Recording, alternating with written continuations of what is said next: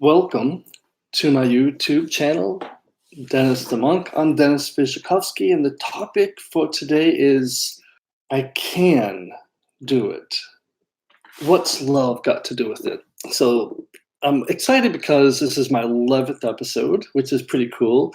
And I don't have all the electronics to do what I want to do, but I want to share with you a song. I'm going to play it here. And it just really gets me going, and it also makes a point.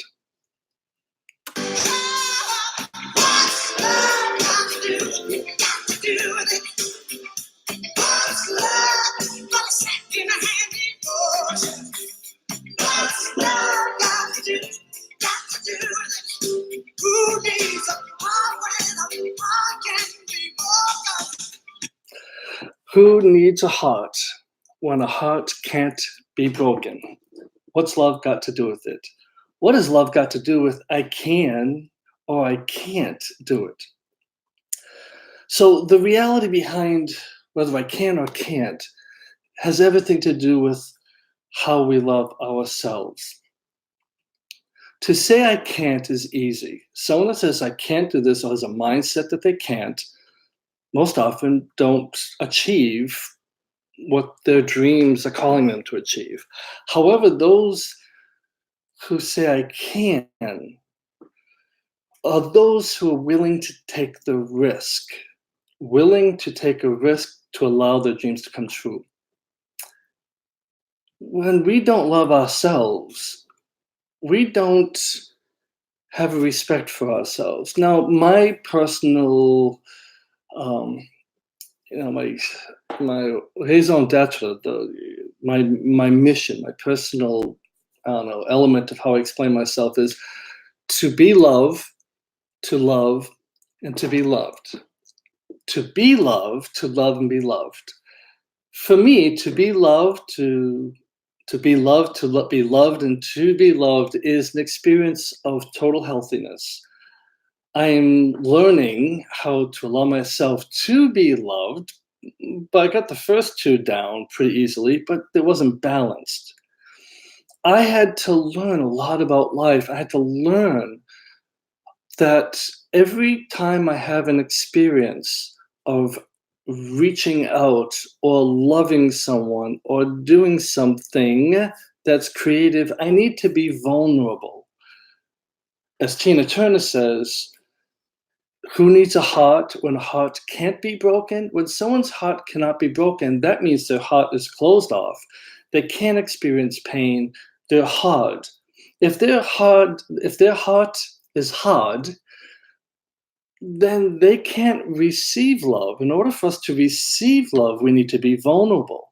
In order for us to give love, we need to be vulnerable. We need to be honest with ourselves, with others, and of course, as I always say, our higher power, our God.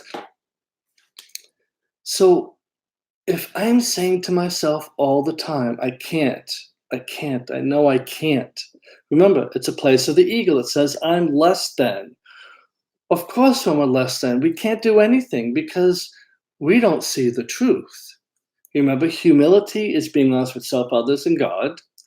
Humility says, what is the truth? Humility says, I can. Because the universe collaborates to make our dreams come true, and the only way that can happen is if we allow ourselves to be vulnerable to the universe or to God. Allow them to come into us and be a part of every moment and every experience.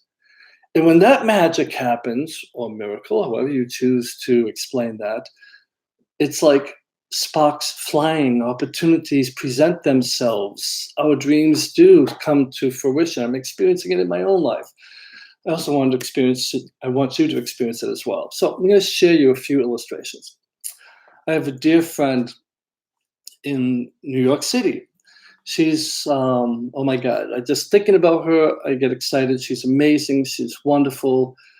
She's spiritual. She loves deeply.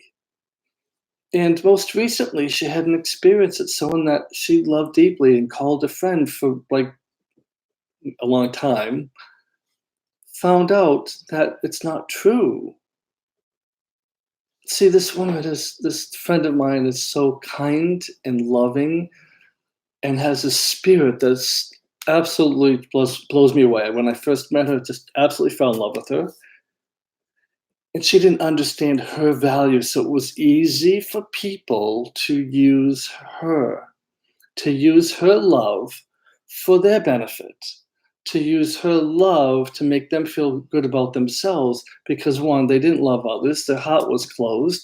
They didn't respect themselves, they couldn't respect other people, and so they kind of clung to my New York friend because she's so extraordinary, she's successful, and she's giving, she's charming, she's beautiful, all these things. I can go on and on about her. She was in a lot of pain when she realized the truth. Okay, another friend. It's all women right now, but another friend in Venice. She is hardworking, kind, considerate.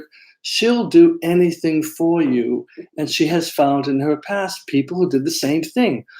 They held on to her because she was so giving and always giving and giving, and she did it with true compassion and understanding and without expectations. Well, she found that people were using her, and she's so beautiful. She can't harden her heart, though she would like to. She can't harden her heart because hardening her heart means she has to also harden her heart to other people, including those that she loves. When we harden our heart, doesn't matter how we do it or when we do it, it closes not to that one person, but to everyone, the universe, to God. That's why it's important to always have a vulnerable heart with a discerning spirit. Now, that's key. A discerning spirit. Now, what is a discerning spirit? I've talked in previous episodes about the mind is the ego, or is primarily the place of the ego that tells us we're better than the less than.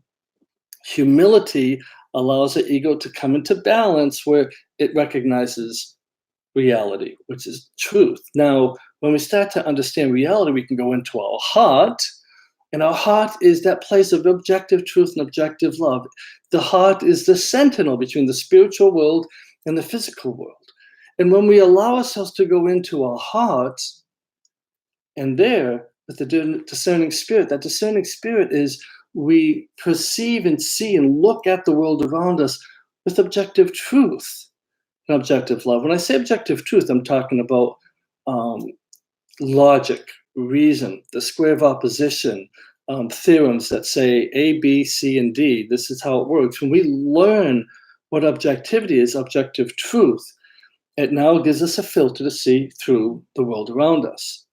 On the other side, objective love is that place where we understand there's 15 attributes of love, which I've shared in the previous episodes, and those 15 those 15 attributes of love. Love is kind. Love is patience. Love is patient. There's this list, and when we start to say, "Oh, that's what love looks like," it's not my emotions telling me, which usually the emotions are influenced by the mind saying I'm less than or better than, and doesn't give us objectivity. But when we move into the heart, there's our discerning spirit, our heart, moving in and experiencing our spirit, but allowing the spirit to see the reality, not the lies. Well, we won't get into our spirit today, but anyways, so in sharing with you these experiences, when we say I can't, it's because we're in so much pain. We want to close down. I know it myself. It's when I was in my monastery days. I didn't know that people saw me as a leader. I had no idea. Even when I was deprived of my monastery, I worked hard. I had no idea what my value was. I did everything to serve the people in my monastery and the people around me. I created businesses for my monastery, from the development of a brewery, a wind farm, an anti-aging skin cream, and I had no idea that one, I was intelligent, two, that I was capable, and three, that I had value. And so other people saw my value, but I didn't. And I allowed, because I didn't see my value, I had no discerning spirit, I allowed people to come into my life who would not love me for who I am, but love me for what they could get from me.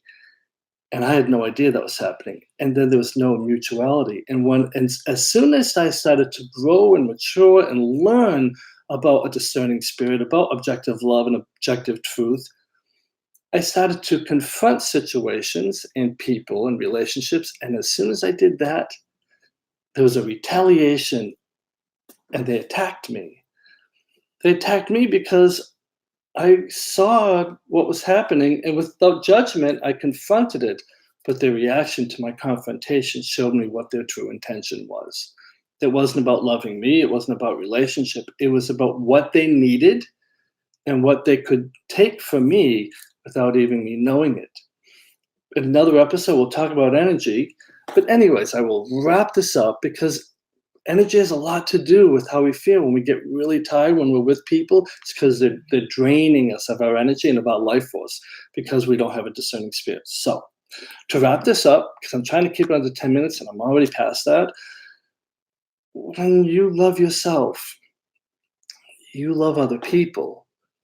You have to go into the heart, not you have to control the mind. You have to discipline this mind that says we're less than or we're better than.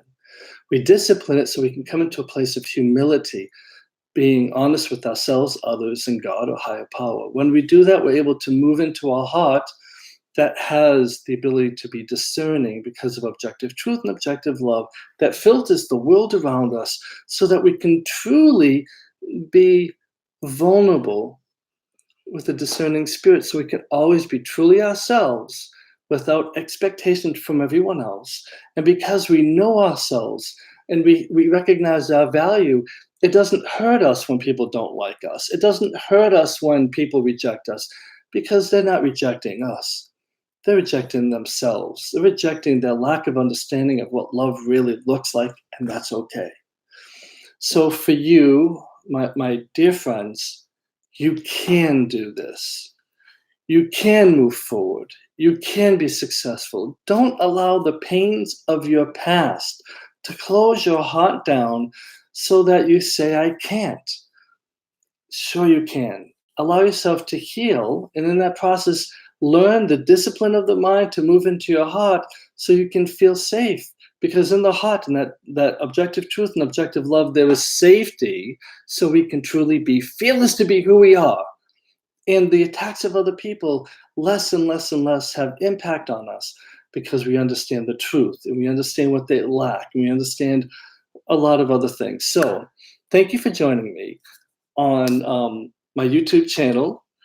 I almost forgot what it was because of a TV show I had in the past, but thank you for joining me on Dennis the Monk. I'm here to serve you. I'm here to share words of wisdom that I've garnered through 34 years of life in a monastery, as well as the time outside the monastery, that has told me how and showed me how to love myself. And I want to share that with you so you can learn to love yourself and to make your dreams come true by opening your heart to God, to the universe, so that they can collaborate to make our dreams come true.